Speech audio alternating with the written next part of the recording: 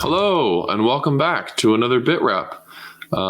This is a game of Votann versus Orks. We've got YMYR versus Goffs, played between Lukas and Nick. And this is kind of one of our prep games for Rosehammer, which just happened recently, or will be, happening in the vicinity of when this game will go live, which is cool. So we wanted to kind of test this matchup out and see how Votann do into a pressure scenario. Kind of stress test a heavy shooting versus a heavy pressure kind of archetype. Yeah. So, let's just quickly go through our lists, just the top-down stuff, and then we can talk about deployment and such. Let's actually give it a pause here right quick. Sounds good. Why don't you tell us what's in your YMYR list? Yep. So I'm playing YMYR Votann. This is Arks of Omen. So it's got all those changes from Nephilim, like points increases, and also not having to take troops anymore. So the list is a little bit different. It is led by a Kahl who is somewhere in here in this character bubble. The Kahl has Grudges End in a long list. So that's the sniper combo. It also has a Forgemaster in there, and he's got the Forgemaster Warlord trait, which lets him heal vehicles and blink a save. I also have 2 Hekaton land fortresses. This one up here has bolt cannons and a big beam, and this one right here has little beams and a big beam. Inside of each of those, the one with the little beams has 10 Zerkers, 2 squads of 5 with hammers, and 1 squad of 5 inside of the bolt cannon. And then we have 3 squads of bikes, and 1, 2, and 3. They've already pregame moved into some locations that I'm hoping will be advantageous. And they each have a HyLas, a Searchlight, and a Scanner. Off of the board, which is not pictured here, are 2 squads of 4 Thunderkyn with Grav cannons. I elected to put them in strat reserves because I was hoping that, as the game went on, they'd be able to come in and maybe cut some angles and, clear my way out of the green tide that's going to be coming towards me. And that's it. Starts with 3 CP. Nice. What do we got on your side, Lukas? Goff's Arks of Omen detachment led by a boss on Squigosaur. He's got the Goff trait and Beasthide Mantle. We've got a brutal but cunning Killa Klaw bike boss just to his right. Zagstruck. We got 30 Snaggas, got 30 Gretchen. We've got 10, 8, and 5 Storm Boyz, 2 squads of 5 commandos, 3 squads of 3 pigs, and 3 rigs, one with the speed upgrade. Yeah. That it? That's it. Cool. So one thing I want to point out here, I only see 1 rig on the table. Where are the other 2? Yeah, this is an interesting experiment game where I wanted to trial putting rigs in reserve. Orks have a great stratagem called ramming speed that costs 2 CP and says when a vehicle charges, it charges on 3 dice.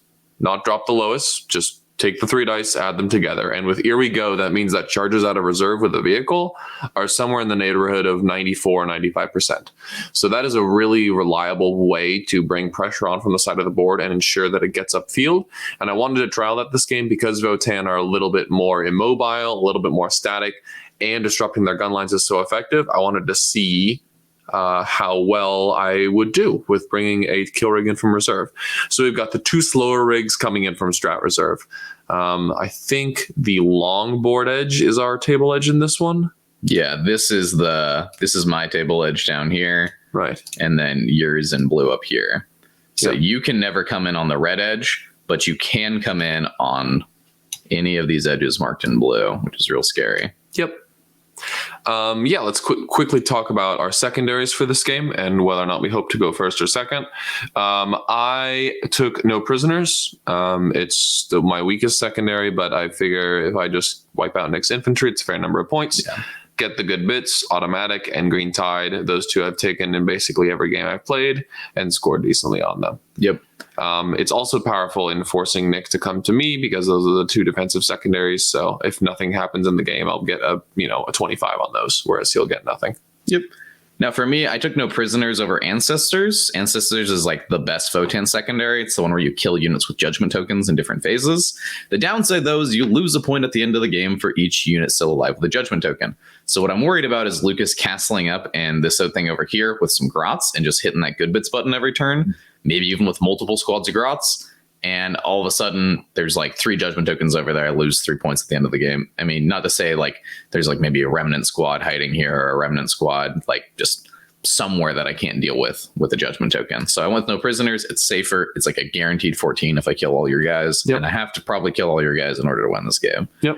I took Assassinate as another kill secondary because you have, 5 characters in this list? 6. Oh, yeah, the rigs are all characters. So it's like the rigs are going to be very easy for me to kill. Yep. And that's 9 points right there. And I'm probably killing Zag at some point because he's your squishiest character and he's coming right towards me. So there we go. 12 points. Very easy. The last one's a little sketchy. Usually Votann's third secondary is banners. Really bad into Orks, though, because Orks are a very high pressure army.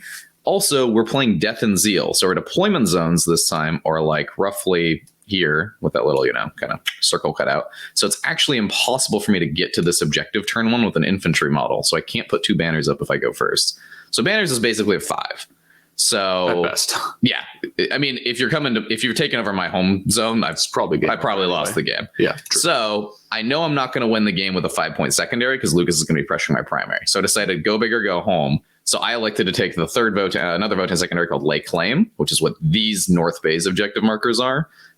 Those are not normal objective markers. Basically, what this secondary is Lukas places these after we know who goes first. And at the end of the game, I get 5 points for each one I control. Now, it's a little bit weaker on this deployment type, as talked about, because it has to be deployed 6 away from the DZ. So what Lukas can do, since the DZ is just the corner, he can put 1 way over here and then 2 way over here. So he's basically said to me, hey, I'm going to be castling up on this one down here. So we're going to be fighting over 10 points for you at the end of the game and my goods bits objective. Meanwhile, you have to devote some forces over here at the end of the game if you want 5 points. So he's telling me, do you want to go to my weaker flank and get 5, or do you want to scrap over my stronger flank and get 10? And also, if you want to get 10, I drag you across the table long ways, and you have to fight through tons of stuff to get there. So if a Votann player does take the secondary to you, look at how you can split up the objective markers, because once you've taken out the bikes and the forts, Votann are really slow. They probably, once they commit to this side of the board over here, that unit's probably never getting up here. Yep. So let's go over deployment real quick. Now we've gone over secondaries. Sure. Obviously, secondary wise, I'm at a primary disadvantage because you're going to be pressuring me. Mm-hmm. I'm at a secondary disadvantage because you have 2 passive ones and 1 kill one, and I have basically 3 kill secondaries. Yeah. Yep. So this game plan is get hit by Lukas, hope I can fight my way out, and table him. Yep. So that's about right. Yep. Deployment zone wise, I'll go over mine real quick because it's super simple. I think that I didn't deploy anything outside of wall range. I think it's really dumb to ask an Orc player, what's your maximum threat range if you wall turn 1 and they tell you, I don't know, 29, and you deploy 29.1 away, you probably lost the game at that point because the Orc player can just sit back and wait. There's no way they're going for an 11, 12-inch charge with Storm Boyz turn 1. That's a huge waste of the wall. Mm-hmm. So I deployed within threat range of Storm Boyz. I don't really care if Lukas walls turn 1 with Storm Boyz. They're all like hiding inside of this building up here. Yep. What I really am scared about is like the Biker Boss wogging, the War Biker Boss, or the Beastboss wogging, the Squig Boys coming around and wogging. They're not getting to me turn 1. I'm basically deployed on the edge of my DZ here, which I need to do if I'm going first. If I'm hanging back for a turn, not great. I tried to deploy these, 2 different land forts somewhat separately so that Lukas couldn't get 1 unit to tag both of them. That was the goal in mind. And I also really didn't want to just screen with bikers, because what I didn't want is him to get a free charge on bikers that were closer, kill the bikers, and then tag the land for free. The bikes are my fastest unit in the game. In this game, they're my only obsec, and they put out 28 shots a unit at good strength. They're going to be winning most of your army on 3s. Mm-hmm. So I really need to keep them alive in this game. Yep. And that was the idea behind my deployment. What about you? Pretty simple stuff, honestly. I just wanted to castle up and be threatening enough so that when my rigs start coming in from reserve, I can try to inundate Nick all in 1 turn and just drown him with way more stuff than he can possibly deal with. So I've castled up pretty hard. I've made some sacrifices. Those commandos in the upper left are going to die. They were basically there so that Nick couldn't pregame move his bikers up there and then move around up and shoot my Squig Boys back there. When you put a decent portion of your army in reserve, you have to be cognizant of your opponent going super aggro on you and getting the fighting started early when a big part of your army is off the board. So I didn't want that to happen. And I figured 5 commandos was a fine sacrifice. And then the rest of my stuff is pretty well hidden. So just hoping to make it to turn 2 so I can bring my reserves in. I know you do have 5 mandos down here as well. Yep. So I'm going to start the game here. And those guys are there to it's not really stopping my pregame move aggressively, but they're there for if you go first to just good bits immediately, right? Yes. So, yep. Yeah. I did pregame move somewhat aggressively towards them with these bikes. What I thought was, okay, Lukas, I'm telling you here with these bikes, you can come out and charge them with the Mandos. You're probably not going to kill the whole squad. But if the Mandos want to come out and charge, you're not good bidding right now. Yep. So it's some sort of way to like force them to make a choice. I think, yeah, you end up getting first turn here, right? Yep. So what are you thinking going through this turn? What's your plan? I figure because those bikers have the movement to cut an angle on the commandos, I may as well send them forward and, take a biker with me. The expected value is the commandos will kill like a biker and a half. If the knob gets lucky, maybe I'll kill 2. And then also I'm forcing you, if you want to shoot that squad's minigun next turn, you have to spend a CP. So there's a fair amount of, I'm killing a few models and you're also spending resources. So I figure I'd throw those commandos away, try to get the value out of them that I can, and then move the rest of my stuff up on the right side of the board, try to stay behind that building and get ready for get ready for a turn 2. Yeah. Very good to go first here, just to get some pressure on early, to keep Nick in his deployment zone as much as possible. And then obviously bringing the rigs in half a turn earlier is better than bringing them half a turn later because I went second. So going first here is very good. Mm-hmm. You deployed very defensively, though. Like, I think this land fort even coming over here, I don't think it was cutting an angle on anything here. You deployed that very well. Mm-hmm. And also vice versa. These sacrificial commandos up here were stopping my bikes from coming over here and obliterating a squad of Storm Boyz. Yep. So, like, kudos to you using your terrain to stop the angles. And that's something you can do super well against Votann because they're not like Tau. Like, they don't move 18 inches and shoot. No. They're a relatively fixed movement rate shooting army. So while the land forts do obliterate basically whatever they look at, if you stay outside of 10-inch move plus line of sight, then you're good. Yeah. And I generally say assume your opponent's going to deploy them on the line because that's the scariest thing. If they deploy them way back in the DZ, you're not as scared about a turn 1 getting hit by the land fort. Yep. And we can see here, I think Nick could actually probably get a shot with that closer Hekaton on my kill rig, but that's going to put him definitely inside the danger zone. Yeah. And that was a trade-off I was more than happy to make. Because if he wants to shoot 2 big beams at me and maybe do like 8 to 12 damage to a kill rig, sure. Well, the thing about this one here is this one's got the little beams. So like 22, obviously we don't have a tape measure here, but I think it'd roughly be like here. You're not going to be in range for that gun. Yeah.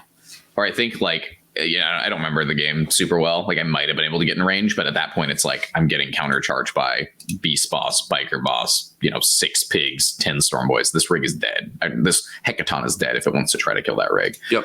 And chances are it's not because there's a rule that Ork vehicles have that actually comes up a lot in this matchup. You want to explain how that works? Yep. Ramshackle? Ramshackle is a rule that says if the strength of an incoming attack is less than 8, Ork vehicles have -1 damage against it. More or less representing the fact that you're blasting off just ablative plating and stuff like that with your smaller arms weapons. You really need an anti-tank weapon to actually hurt Ork vehicles. So yeah, a rule that doesn't come up very often, but every time it does, it's very impactful. And here, because of all the autocannons Nick has, all the little beams are strength 7, all his bolt cannons are strength 6, there's just tons of -1 damage at play here, which really starts to add up. Votann have a ludicrous amount of strength 6 and 7 damage too, which is a bummer into Ork rigs because while I may be ignoring your toughness with judgment, I'm not ignoring the -1 damage. So you are having a lot of my damage output, which is very good. Yep. So here, these commandos, Lukas realized, they're dead there anyways. So you might as well try to get some value out of them. Do you explain what you're trying to do with them here? Yep. Charge into the Hekatons. Basically, all I'm trying to do is lock them there for a turn. I end up actually being able to tag both tanks. Rolled boxcars. Yeah, on the charge. The charge was super long charge, enabled me to tag both tanks. Yeah. I would have been happy just tagging the one, but obviously getting 2 of them is amazing. Because if they want to shoot next turn, then they will have to stay there. Yeah. This was rather unfortunate because you didn't roll a big enough Squighog advance to get this guy fully clear. And so if this land fort was free to shoot, it would have been able to move up this way and just probably one-shot that squad. The squad, yeah. The big beam alone with +1 to hit and the 4 mortals on the hit. You were smart in that you were like, I'm going to prioritize locking down the bolt cannon one, though, because those 40-inch range guns are going to obliterate the Squighogs if they could see them. Mm-hmm. So I think one of those squigs actually does end up dying to the bolt cannons just because 40 inches is so far. Because the board is only, what, 60 inches long? Yeah. And I'm like 5 inches up on the side. Well, I don't know. Maybe you're in range. But yeah, I end up killing one biker on the bottom side of the map with those commandos. So those guys are going to be 1 CP, fall back and shoot. You're going to be just fine. Yeah, feeling good about what I did with my turn. Locking up both forts is big. Forcing Nick to spend resources to shoot his bikers is also big. So feeling pretty good. Didn't actually get any good bits this turn, but got the green tide points rolling in, and I feel well set up for next turn. Yeah, you've got 2 units that can do good bits right here next turn. You got the Squighogs and the 10 Storm Boyz. Yes. Which is quite good. I think the Storm Boyz are the only thing on that objective, though, correct? That's correct. Yeah. So my goal is, okay, Lukas is going to be denying my primary. I needed to try to deny his. So he's on 2 objectives right now. There's no way I'm stopping that one up there. Like, he has 2 characters up there, and like Storm Boyz behind, not Storm Boyz, Grotz behind a wall. But this one down here in the bottom right, I'm pretty certain I'm going to try. I'm going to fall back and shoot with these bikes, and I'm going to try to kill 10 Storm Boyz. I got the miniguns still alive. Chances are it's pretty good. I believe they have a judgment on them because I put the judgment on a unit on an objective you control on those guys. So that way, at least I could chapter master if I need to. I think I did. Yep. And then I have 6 hit auto wound. So there's only 8 Storm Boyz there. Yeah, I think it's not even a 10 man. Pretty likely you just wipe them out. So something I do here, this might have been a little bit of a mistake now that like we're looking back on it again. I moved these bikes to the middle.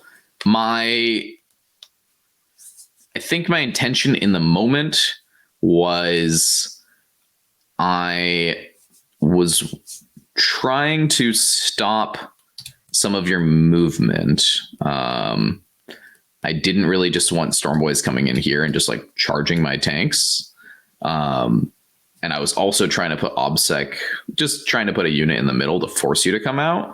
What I was really worried about was this game where Lukas like brings in like a rig from here and just like repeats this tag, or even just like throws 5 Storm Boyz here and goes, all right, you're tagged. Or like, you know, what, you have a squad of 10 Storm Boyz in here. Mm-hmm. It could definitely like get a good enough charge and tag both. I really didn't want that because then Lukas definitely gets like another turn of just passive scoring.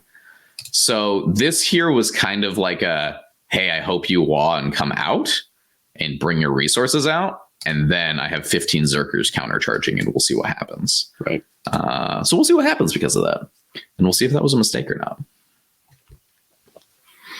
So yeah, going into what seems like the shooting phase here. We're just going to take the pot shots we get. I know you're still debating whether... I'm debating whether or not to fall back that Hekaton. Yeah. Because I know that I'm also not winning this game being stuck in my DZ. So I was kind of debating whether or not, okay, let's get that Hekaton further up the board so we can like get some like maybe closer Zerker charges and see what happens. But we elected to stay in combat with that one. I think we fell back with this one because we were trying to, I think there was like a really nice spot you could dump a kill rig here. So we were trying to make it so you could like, you had to dump it further back. Yeah. That was another really good thing about going first was not only do you get to lock down my tanks in my DZ, is next turn you're bringing in one or both kill rigs. Mm-hmm. And that combined with the pressure of your army coming towards me might just be enough to, you know, seal the deal. Mm-hmm. So yeah, we're doing some shooting here. You're obviously killing the 10 commandos that are in the middle of the open with a 6-up armor save right in front of your whole army. That's a non-starter for me. And then those 2 bikers actually end up popping off and killing all those Storm Boyz, which was good. Mm-hmm. Here comes the minigun, getting ready to kill 8 guys or whatever he did. Yep. Minigun moment. So... Oh yeah, these GSC markers on the board. If anyone's confused about those, I accidentally forgot my judgment tokens for this game, so we're using those to represent judgment. That's why they're running around. And the bikers in the middle, they moved there for a reason, right? They were taking pot shots at those pigs. There was that's what it was. They obliterated. They were the one unit squad. that could. Yeah, they killed one model in the pig squad. Oh yeah, I think there was a chance. I think you rolled a pretty good amount of invulns or something, if I remember correctly. So yeah. Yep. And then so no points yet, other than a couple of no prisoners points. We are playing Death and Zeal, so there is 2 points for holding an objective you didn't control, 2 points for killing an enemy on an objective. You can combine them for 3. So you did get 3 points there, which is pretty good. And now I'm deciding where to bring in my kill rig. Kill rigs.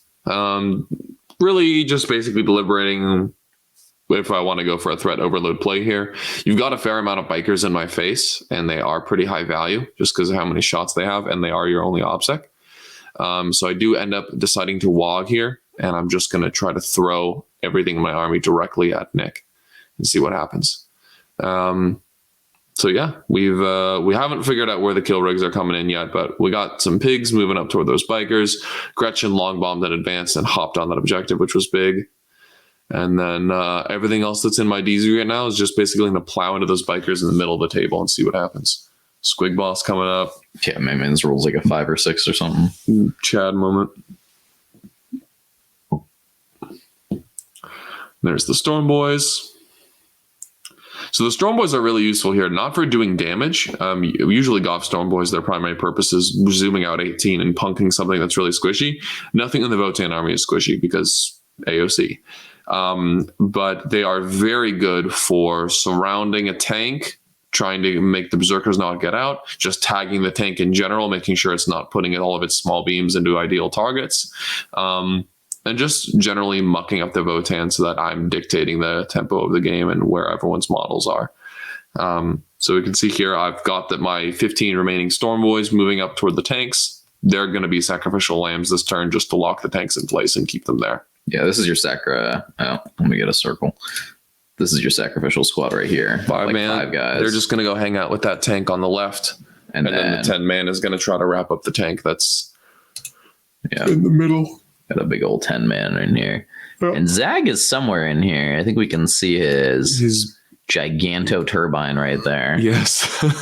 So what's Zag trying to do here? I mean, obviously he's going in because he's fast enough to go in with the Storm Boyz. But he's using him to try to kill, using him to try to tag. He's going to killing. He's also good at tagging. A trick I like doing is if there's a tank that shoots really hard and you want to be sure that it's in combat at the end of your opponent's tank shooting phase, you have to tag it with a unit. Tag that tank with the unit and make sure to base the tank, and then also enter combat with a character, but don't base.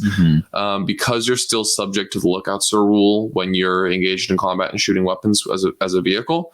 You can't declare that character as targets for your attacks. And then because that character is still in combat with you, even if you zap their other 10 models that are in combat with you, no other unit in your army can shoot into combat with that character.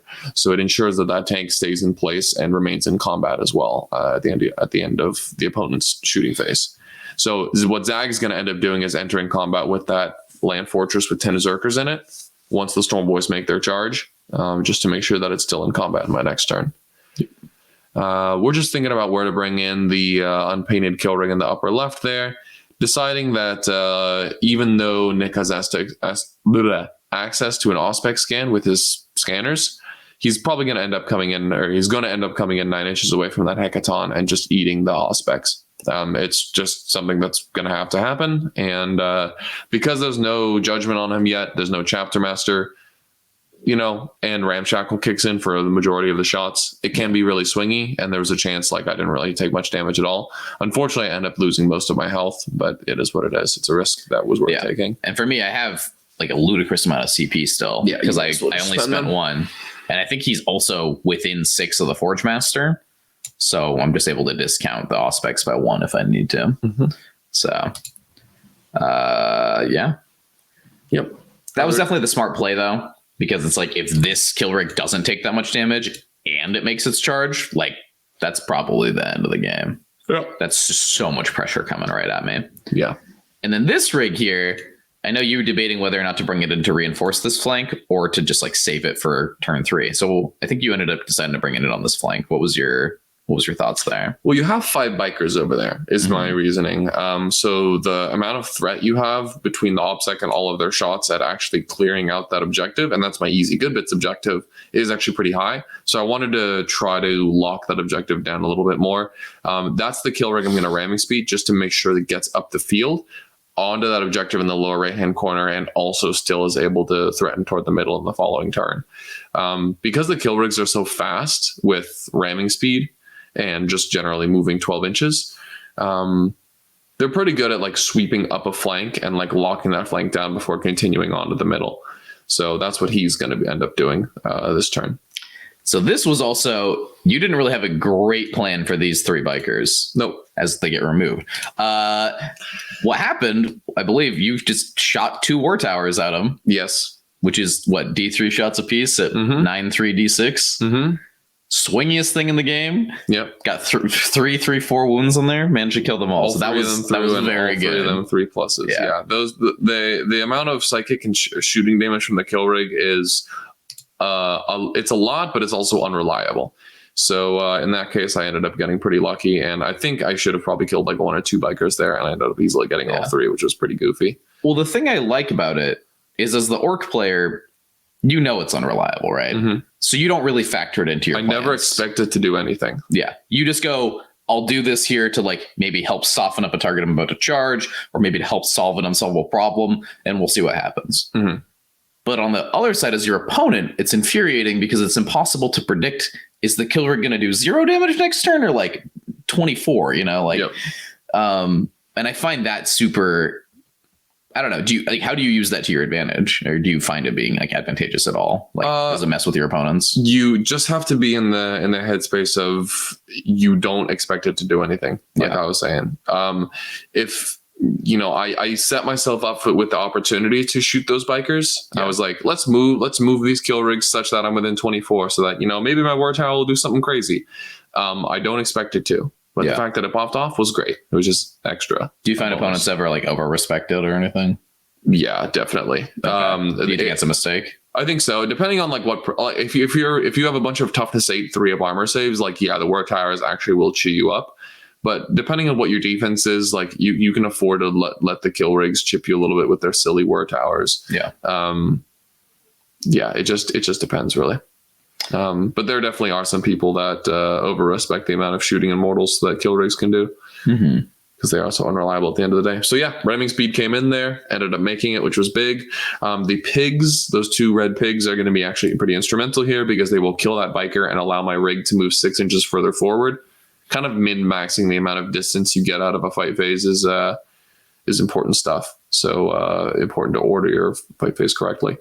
And then so bikers are obviously dying here because I charged it with 1,500 points of Goffs, and doing some consolidation, keeping my character safe. Like I've kind of alluded to a couple times, it's the characters that for orcs that really actually do the damage against Votann. The 3 kill rigs and the 3 bosses are basically the only thing that can hurt the Hekatons, and they are also my most efficient units into Berserkers. So really sheltering them is going to be the name of the game here. Yeah.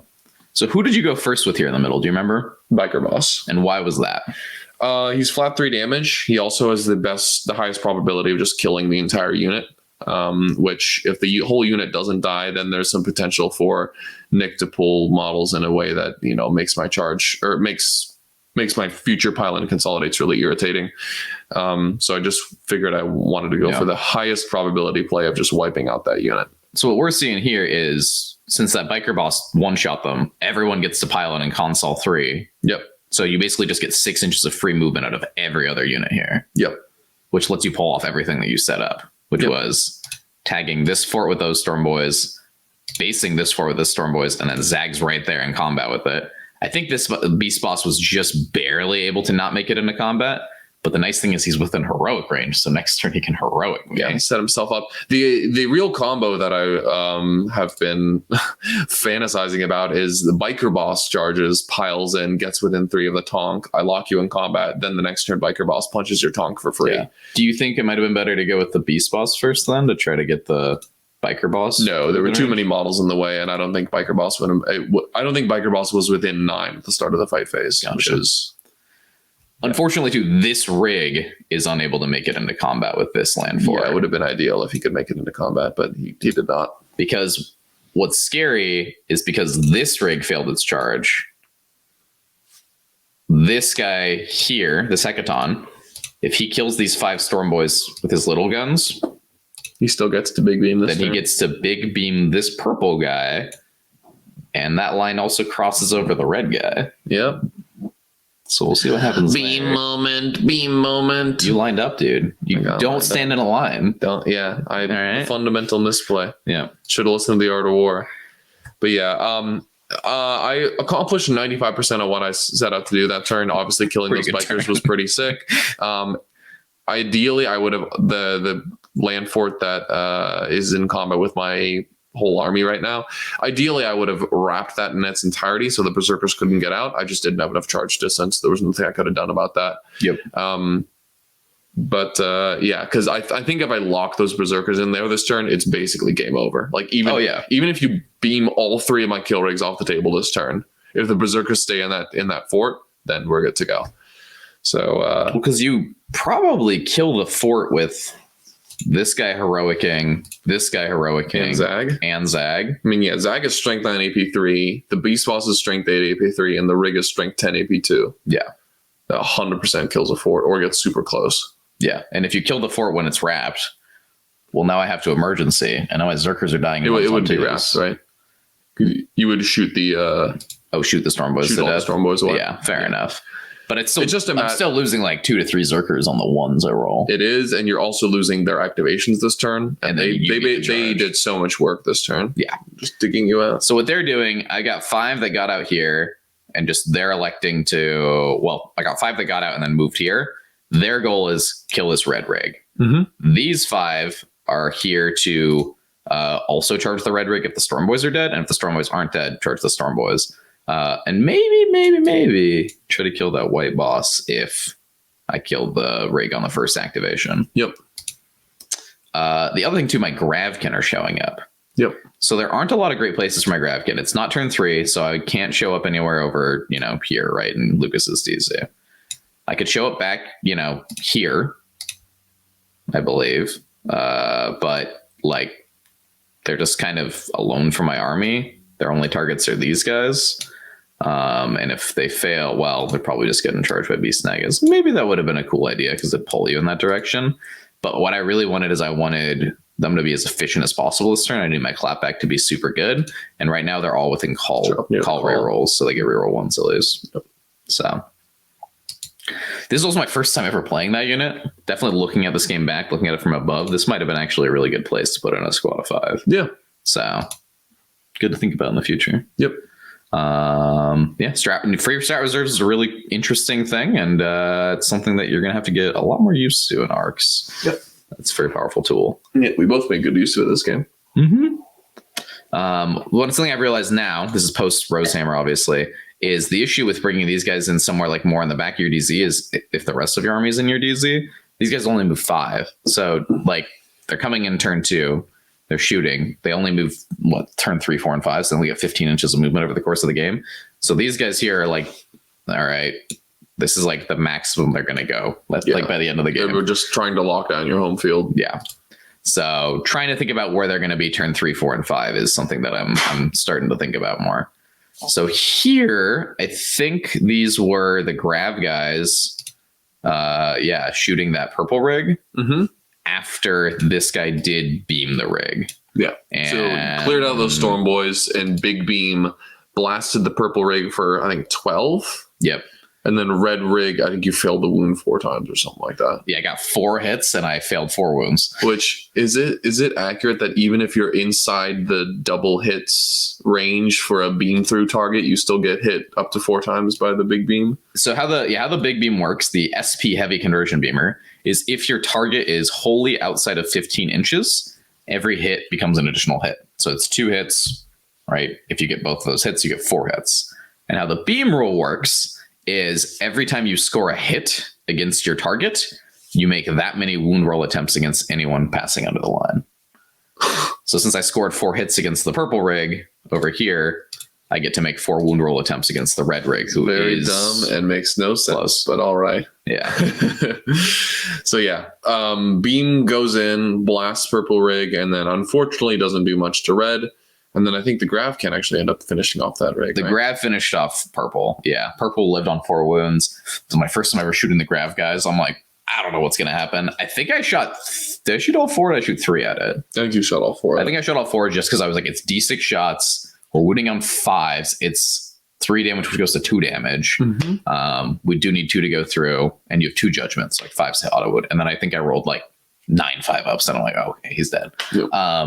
What I probably should have done is I probably should have just put 3 into him. Oh, wrong thing. I probably should have just put 3 into him and then 1 into these pigs right here. Right.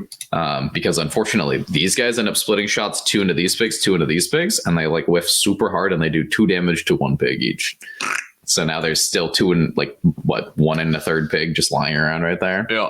So I didn't really do a lot with the second Grav's got. Probably better to concentrate fire. So you got 2 CP right now, which means you can fight on death or you can interrupt. Yep. And that's something I knew.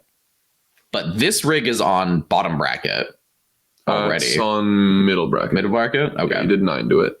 So it's at 7. So it's at middle. And then the red guy is at full, but you go there first. Yes, because I didn't want a guy with full with +1 to hit from the Beastboss. Interrupting, because that would just kill all the Zerkers. Yeah. Which they have fight on death. So obviously I'm trading either way. It's just a matter of which interrupt has more value for me. A full health rig with +1 to hit or a half health rig without. And obviously the half health rig without has less value. So you decide to go first into the red guy, pick him up.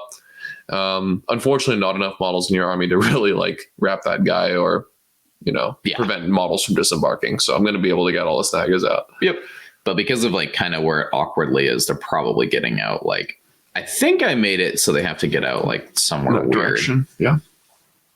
I think it's actually pretty hard for you to get all 10 out when it does end up dying because there's like a Zerker right here. The Zerkers are kind of wrapped around it like this. I'm pretty sure most of the squad got out, but I think I remember you getting like 7 were able to get out and then 1 died on the disembark. Mm-hmm. So spoiler alert, the Zerkers do end up, I think this thing doesn't die in 1 activation actually.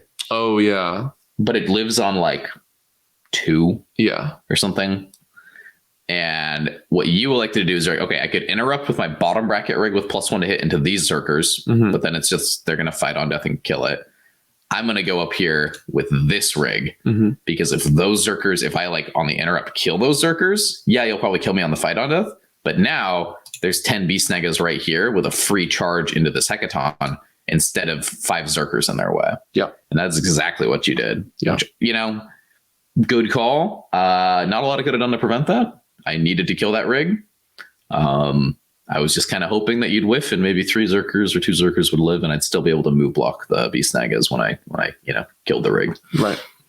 So didn't happen, unfortunately. Did not happen, unfortunately. Yeah. And my heroic ended up kind of mucking up that area a little bit. I am going to be punching the Hekaton a fair bit here momentarily.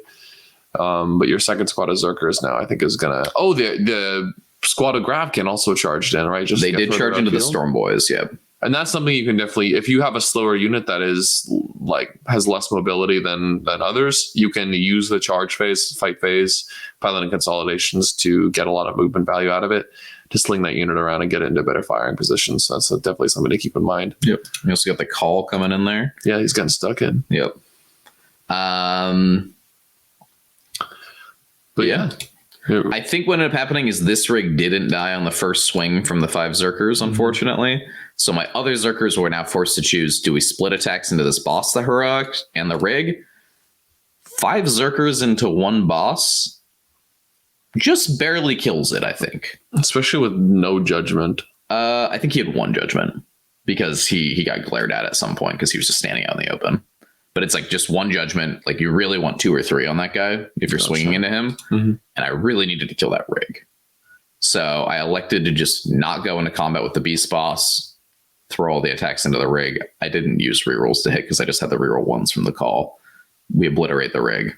As you see here, that is like the little tight pocket of guys that get out right there. And I think, you're able to get 7 out and 1 dies on the disembark. So yeah, we kind of got this big scrap in the middle right now, which is pretty fun, but it's not looking good for the old Votann. Nope, I am still on all the objectives. You did a lot of damage to me, but I'm still on all the objectives. Yeah, you're getting a 12 next turn. And I am about to hit you super hard again.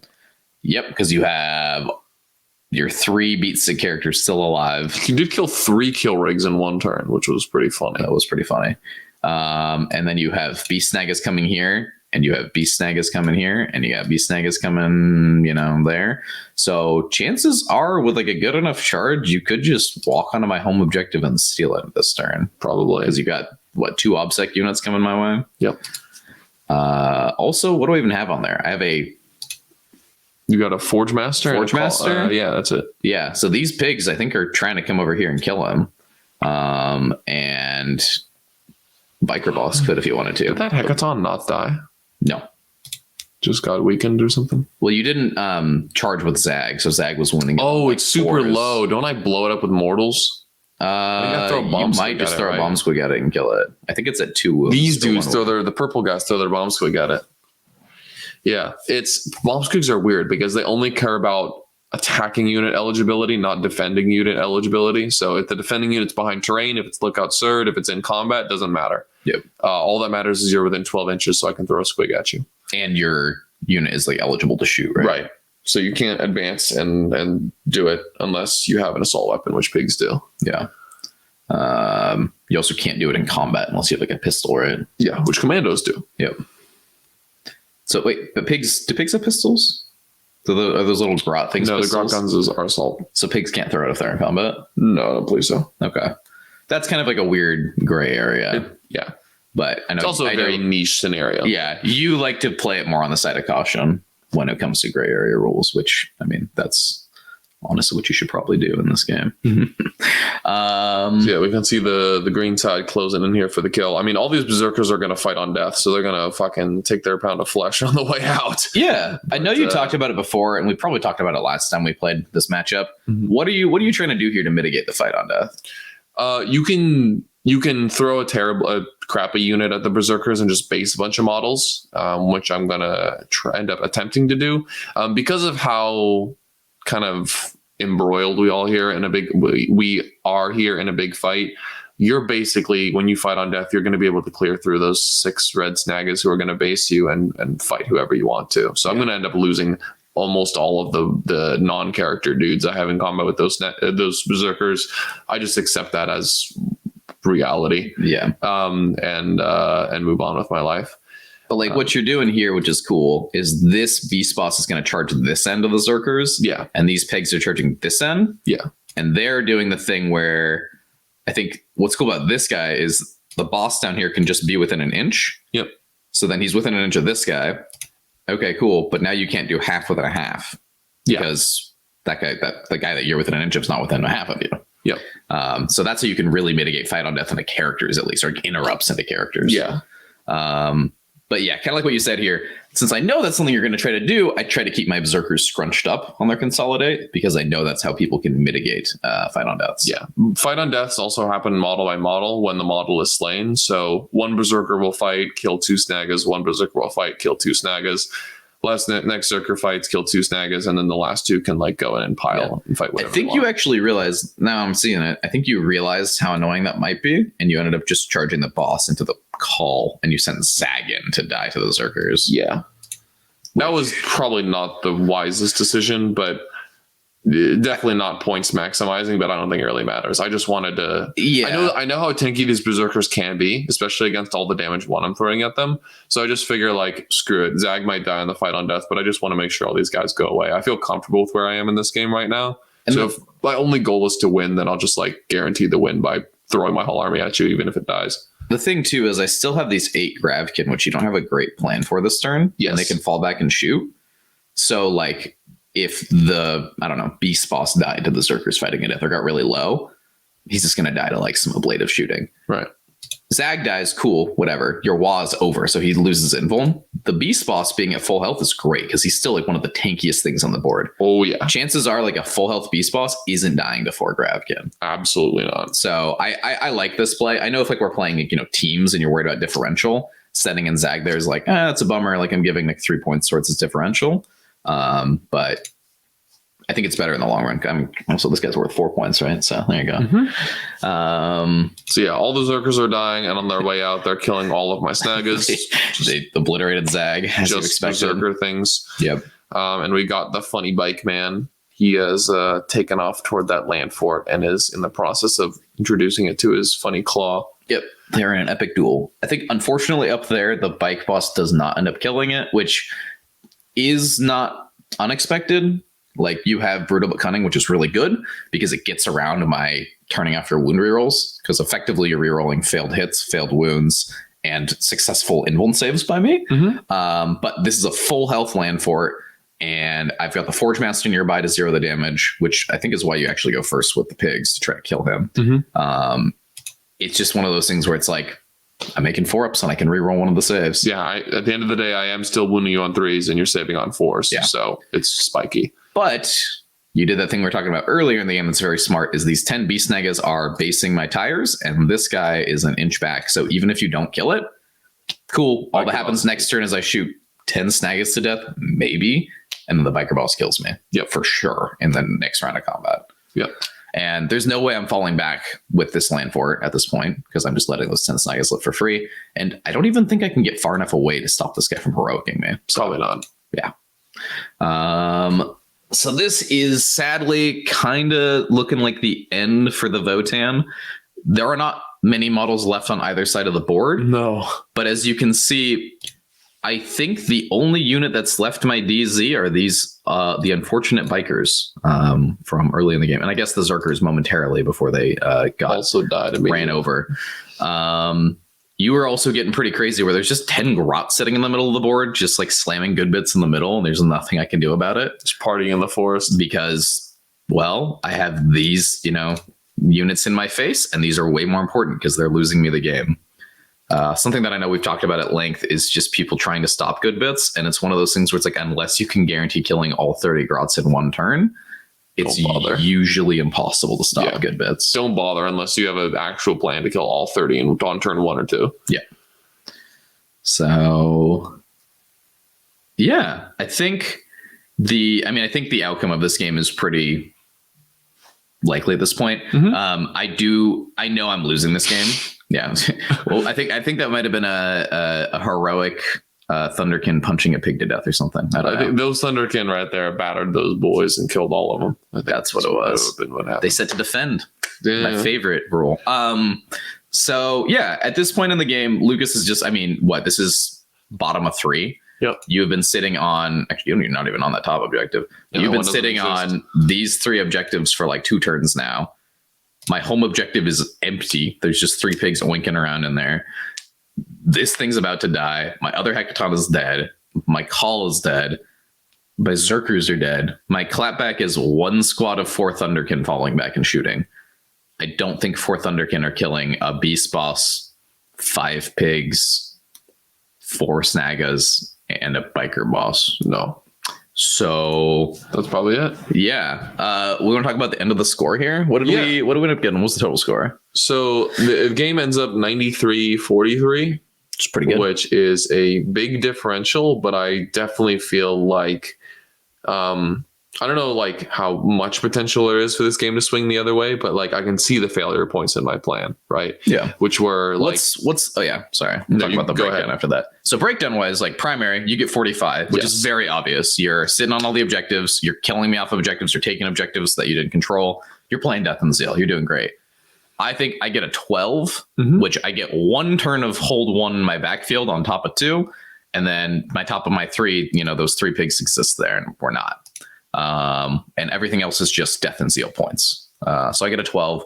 Secondary wise, Assassinate's a 12, kind of like what we expected. No prisoners is unfortunately a 9.